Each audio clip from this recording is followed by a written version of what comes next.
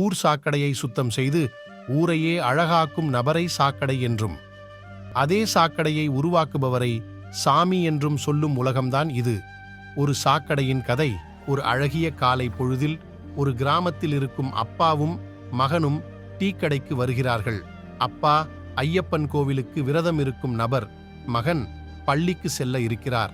அப்பொழுது அதே நேரத்தில் இன்னொரு நபரும் வருகிறார். டீக்கடைக்காரர் அந்த நபரை பார்த்து, சாமி டீ வேண்டுமா, காஃபி வேண்டுமா என்கிறார். அதே நேரத்தில் அப்பாவை பார்த்து, என்னல வேணும் உனக்கு, காப்பியா டீயா, மகனை கூட்டிட்டு வந்துட்டான் என்கிறார் டீக்கடைக்காரர். மகன் ஒன்றும் புரியாமல் திகைத்து நிற்கிறான். அப்பாவிடம் மகன் கேட்கிறான், நீங்க தானப்பா சாமி, எதற்கு அவர்களை சாமி என்கிறார்கள், உங்களை இழிவாக பேசுகிறார்கள் என்கிறார். அப்பா சொல்கிறார், அதுதான்ப்பா ஜாதி என்கிறார்.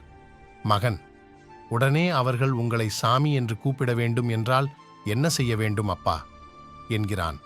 நீ நன்றாக படித்தால் அந்த டீக்கடைக்காரரே உன்னை சார் என்பார். நமக்கு சாமி என்னும் சொல்லும் அந்த வார்த்தை தேவையில்லை. சக மனிதராய் அனைவரும் போல் நினைத்தாலே போதும், அதற்கு நீ நன்றாக படிக்க வேண்டும் என்று சொல்லி அப்பா முடிக்கிறார். இன்று வாழ கற்றுக்கொள், நாளை அதுவாக மாறும். நம்ம கிட்ட காடு இருந்தா எடுத்துக்கிடுவானுவ, ரூவா இருந்தா புடிங்கிடுவானுவ. ஆனா படிப்பை மட்டும் நம்ம கிட்ட இருந்து எடுத்துக்கிடவே முடியாது சிதம்பரம்.